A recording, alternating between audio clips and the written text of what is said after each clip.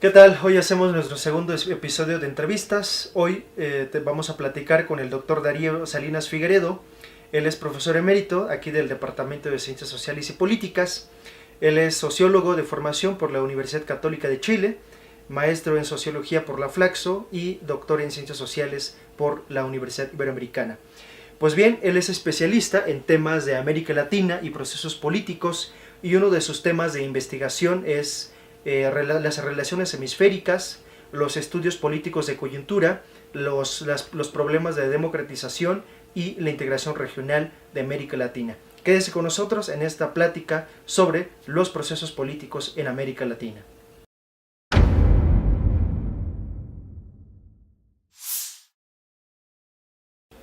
Como les platiqué, hoy vamos a hacer una entrevista con el doctor Darío, profesor emérito aquí de la Universidad Iberoamericana, sobre temas muy importantes como América Latina. Doctor, ¿cómo estás? Muy bien, gracias por esta posibilidad, por esta invitación, Sí. Con gusto. Pues bien, doctor, América Latina es una región donde hubo muchas revoluciones sociales, culturales, políticas y económicas. ¿Por qué estudiarlo? Sí, América Latina es una región, América Latina y el Caribe, una región de 620 millones de habitantes, Sí. para hablar en cifras redondas actualmente. Y bueno, hay que estudiarlo desde el punto de vista de sus grandes transformaciones, Por sí, supuesto. desde el punto de vista de sus revoluciones y también desde el punto de vista de sus contrarrevoluciones. También. Porque América Latina es este espacio denso, contradictorio, culturalmente híbrido y políticamente, no digamos, menos complejo, menos denso.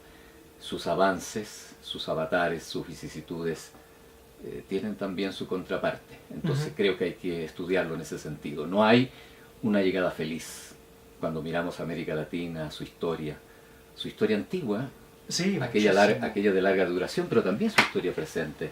Entonces usted me pregunta sus revoluciones, sus cambios, y yo digo sí, sus revoluciones, sus cambios, y también sus contracambios, sus contrarrevoluciones. Eso es muy importante. Toda democracia en América Latina, por muy leve que sea,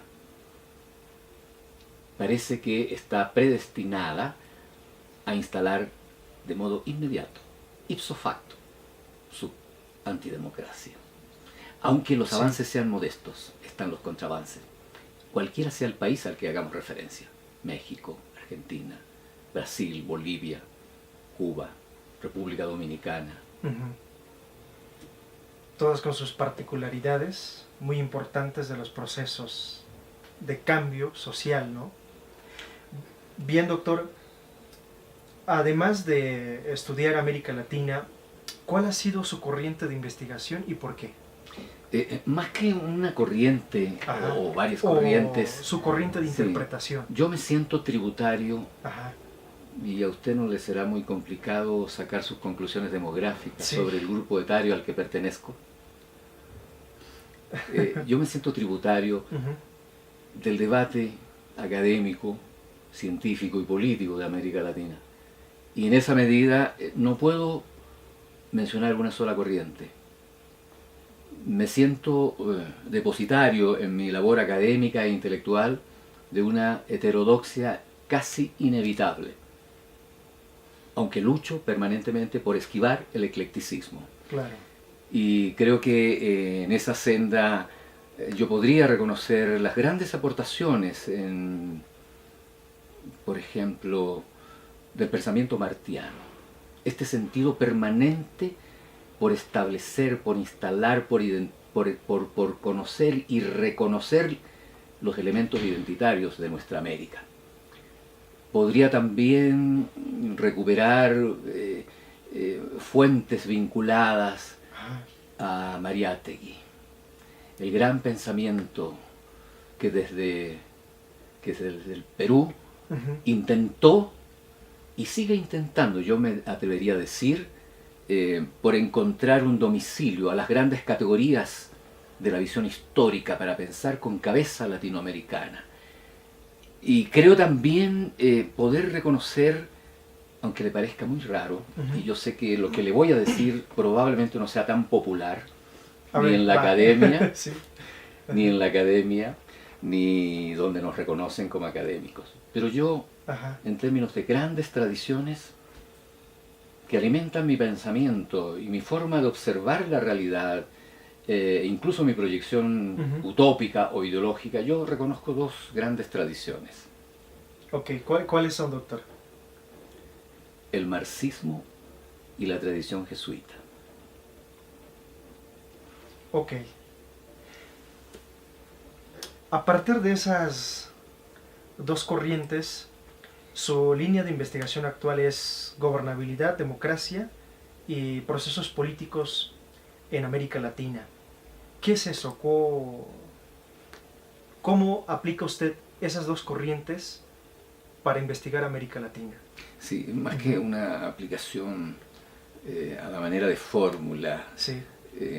Son dimensiones de análisis que, a juicio mío y los colegas con los que yo he compartido en esta universidad, y también gracias a esa ventana abierta que la universidad me permite para interactuar con mis colegas de América Latina y el Caribe, con los colegas afines de otras universidades de México y de la región, y con instituciones afines también. Gracias a lo cual yo diría que aquí hace un poco más de una década pudimos instalar e incluso darle un ropaje institucional a esta línea de investigación sobre gobernabilidad, democracia y procesos políticos actuales de América Latina y el Caribe. Porque nos permite desarrollar un trabajo de investigación con los colegas. Porque nos permite permanentemente colocar las preguntas de este tiempo político sobre los procesos de la región. Porque nos permite estas categorías ver a los procesos en su dinámica, en su apertura permanente a los desafíos actuales, a su historicidad, no como hechos decantados, no como quien escribiera una frase en el mármol, porque América Latina, en la concepción dentro de la cual yo me siento, entre comillas, cómodo, América Latina es una región cargada de problemas no resueltos. Y en esa medida de grandes interrogantes. Podemos establecer naturalmente en la academia grandes etapas, grandes ciclos, desarrollo hacia adentro, desarrollo hacia afuera, incluso periodos más específicos de nuestra siempre compleja vinculación con el norte, con el mundo anglosajón, con la mirada eurocéntrica. Pero América Latina en sus procesos específicos, o como usted dice, en sus elementos singulares, está permanentemente cargado de dificultades, de problemas, de avances, de grandes utopías, que no quiere olvidar sus raíces neocoloniales y dependientes. Por eso mismo la lucha por la independencia y la emancipación hoy en América Latina son grandes referentes para pensar en la democracia. No puede haber una democracia solamente electoral. Tiene que haber una democracia que además de lo electoral pueda ir recuperando estos grandes elementos que están en el fondo de las preocupaciones, que subyacen, que están en ese mar de fondo, más allá de las superficies, que podemos advertir cotidianamente, ya sea en la prensa, ya sea a través de los movimientos, ya sea a través de las demandas explícitas o implícitas. Entonces quizás con estos elementos podemos entender por qué estas categorías que van conformando un núcleo de preocupación alrededor de esta línea, que es nuestra actividad institucional aquí en la universidad. Sí, incluso pues es una aproximación para darnos cuenta de las relaciones de poder que hay entre la región y lo más cercano, ¿no? Estados Unidos, que tiene que ver cómo es esa relación política, ¿no? Entonces es ahí donde se va desarrollando todos estos discursos políticos. Pero, doctor, después de 40 años de investigación sobre este tema, ¿cuál es la situación actual de América Latina y qué se espera de la región? Bueno, la situación actual yo creo que pasa en lugar, antes que nada, por la forma en que miramos la región. Desde luego, desde ahí tiene que... La forma como, dicen los especialistas, desde la propia epistemología vamos construyendo nuestro objeto y tratar de entender cómo se dinamiza, cómo se mueve, hacia dónde se mueve, sus corrientes, sus contracorrientes. Yo quiero decirle que esa es una lucha permanente en la academia.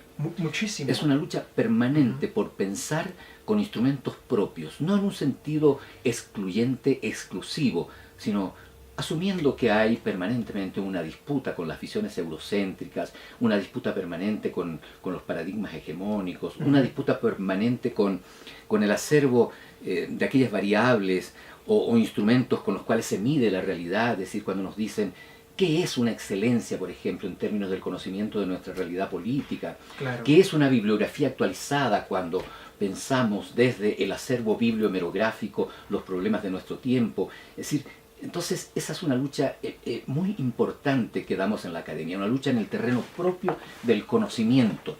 Y por otro lado, las formas de diagnosticar, es decir, en interacción permanente con las voces diversas, con las voces opuestas e incluso con las voces antagónicas. Eso es parte de nuestro acervo, eso es parte de nuestra discusión permanente para entender los procesos políticos actuales, las señales de este tiempo, que yo diría, bueno, son señales tremendamente complejas, porque, por ejemplo, si vemos hoy día la región latinoamericana, es decir, seguramente 2 años atrás nadie se habría esperado un resultado que dio las elecciones del 1 de julio en México. Por supuesto. Y nadie se habría esperado vis a vis, si uno lleva las antípodas, este mismo razonamiento a Brasil, por ejemplo. Es una clara contraposición. 3 años ¿Qué atrás, está pasando, ¿no? ¿Quién iba a pensar que a alguien como que se erige el virtual ganador de una segunda vuelta del balotaje del día 28 iba a ser un representante de la regresión más abyecta? Entonces, estos grandes contrastes, por ponerlo, y dicho de una manera muy esquemática, ¿no? Brasil y México, bueno, nos están dibujando la dimensión de los desafíos actuales en términos de comprender hacia dónde va, por dónde transita, más allá de la transitología y la bibliografía de la transitología que nos convoca siempre al debate, hacia dónde va América Latina. Entonces yo quiero señalar estos 2 extremos que me parece que son extremadamente paradigmáticos para mostrar la envergadura de los desafíos que tenemos cuando queremos hacernos cargo, dicho sin soberbia, en términos comprensivos, de los procesos políticos de nuestra región. Sí, yo creo en este momento estamos pasando, ¿no?, en un contexto político que, además, allá de los problemas de América Latina, pues siguen resurgiendo nuevos acontecimientos, nuevos conflictos políticos, como usted ya lo mencionó, sobre el contraste de México con Brasil, ¿no? Un contexto claramente opuesto en el avance democrático. Pero, doctor, una última pregunta. ¿Cuáles son los principales problemas de América Latina? Son varios. Creo que los principales problemas es poder recuperar en el acervo de las propuestas más avanzadas un gran sentido autocrítico. Evitar probablemente, y no quiero dar fórmulas porque las fórmulas no sirven, ni recetas porque tampoco recetas sirven, ni ser muy original porque hasta los originales hoy día están muy desprestigiados, pero simplemente reflexionando en voz alta, tener esta capacidad de ir midiendo los diagnósticos políticos, los diagnósticos académicos, sin sobredimensionar los avances, sin caer en el voluntarismo, y sin confundir los sueños con la realidad, sin confundir el deseo con los datos duros de la realidad. Cuando me refiero a los datos duros no me refiero solo a los datos estadísticos, sino a los datos de fondo. Por ejemplo, cuando nosotros nos enfrentamos a resultados electorales, ¿quién iba a pensar que cerca de 50 millones de brasileños hoy van a votar por la plataforma más regresiva? Como dijo recientemente un colega de la Complutense, ¿cómo es posible que ciudadanos que ayer se beneficiaron de la política de Fome Cero hoy se pongan la soga al cuello? Esto es para pensar, es para pensar en los datos de la realidad y la manera como construimos los datos, cómo hacemos sociología política, sociología electoral. Entonces, yo no quiero esquematizar los grandes problemas, pero creo que los grandes problemas pasan en primer lugar por las formas en que estamos entendiendo la envergadura de los desafíos y la manera como desde la ciencia hacemos una ciencia con conciencia, claro, capaz de proyectarse y capaz de gravitar efectivamente en los procesos, porque yo creo que la primera tarea nuestra es no pasar gato por liebre. El hábito no hace al monje. claro. Ojalá tengamos este sexto sentido, Sí. junto con los paradigmas que discutimos, Ajá. este sexto sentido de poner en tela de juicio aquello que estamos viendo. La primera Claro. expresión de la realidad, poner en tela de juicio, no creer todo, e incluso lo que vamos midiendo, Siempre ponerlo en en tela de juicio. tela de juicio, ¿no? Interrogar. Acorde Volver a con los revisar. procesos, acorde con los Los procesos. procesos, ¿no? Pues bien, doctor, ha sido una entrevista bastante buena sobre cómo está el tema de América Latina y sobre qué se espera, ¿no? de la región. Bueno, yo le agradezco Sí. mucho esta posibilidad, esta conversación sobre nuestros quehaceres, Nuestros sobre, quehaceres de la región. Ajá. sobre nuestras preocupaciones, y también a quien hace posible producir un material de divulgación como este que nos convoca, que yo creo que es muy importante. Sí, Es muy. decir, yo reconozco Ujú. los reconocimientos, valga la redundancia, pero creo que los reconocimientos no son siempre en la academia, en el oficio nuestro, reconocimientos solamente particulares.